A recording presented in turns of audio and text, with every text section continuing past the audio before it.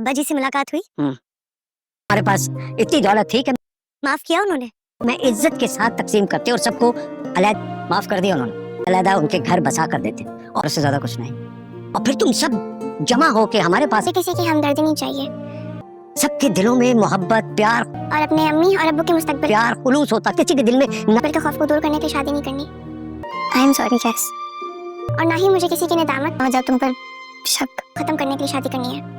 बहुत इनसिक्योर हो गई थी। ये फैसला हमें बहुत पहले कर लेना। मुझे समझ ही नहीं आई कि मैं तुम्हारे साथ ऐसा क्यों। अस्सलाम वालेकुम नाज़रीन, जमा तकसीम ड्रामा की लास्ट एपिसोड में देखेंगे कि हमीद भी जाता है अपने माँ बाप के पास और उनसे माफ़ी मांगता है। तो वापस आता है तो निगत कहती है कि मिले आप पापा जी से, मांगी माफ़ी। तो क्या कहा उन्होंने? तो हमीद कहता हाँ मांगी माफ़ी और उन्होंने माफ़ कर दिया मुझे, इससे ज़्यादा और उन्होंने कुछ नहीं कहा।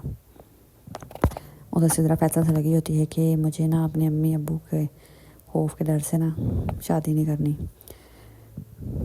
पीछे से इतने में नहीं निगत का बेटा आ जाता है।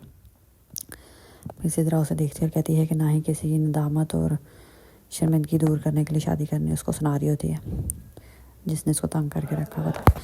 तो फैसला से लगी होती है कि किसी रीज़न की वजह से मैं शादी नहीं करूँगी। जब मुझे लगेगा मुझे करनी होगी ना तब करूँगी। अभी मुझे अपने मुस्तकबिल के बारे में सोचना है, किसी के प्रेशर में आके ना शादी नहीं करनी। तो जैसे कि आखिरी एपिसोड है तो सारे गए होते हैं, हमीद कैस तीनों भाई अपने माँ बाप के घर इकट्ठे हुए होते हैं और माफ़ी भी मांगते हैं जो उन्होंने किया। तो आगे से कैस का बाप कहता है कि इस सब के बाद मुझे एक चीज़ का आइडिया हो गया है कि मुझे ना बहुत पहले ये कर देना चाहिए था। मेरे पास पैसा भी बहुत था, इज़्ज़त के साथ तुम तीनों का अलग कर देना चाहिए था, अपने अपने हिस्से दे के तकसीम करके, ताकि फिर जब कभी तुम लोग हमसे मिलने आते तो पूरे प्यार मोहब्बत के साथ मिलते, खुश होते, ना कि ऐसी तुम लोगों को ज़बरदस्ती एक साथ रखता। दिलों में तुम लोगों के नफ़रत और ऊपर से एक साथ रहने का ऐसे का क्या फ़ायदा।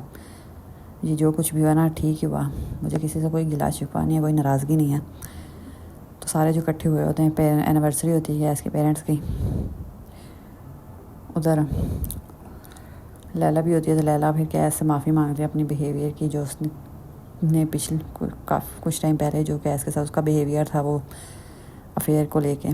तो वो फिर गैस से माफ़ी मांगती है और कहती पता नहीं मुझे क्या हो गया था, मुझे माफ़ कर दो, मैं शायद इनसिक्योर हो गई थी जो मैं तुम्हारे साथ ऐसा बिहेवियर रखा हुआ था। मुझे अभी तक खुद समझ नहीं आ रही, शायद इस सिचुएशन में इसी तरह हो जाता है, इसलिए हम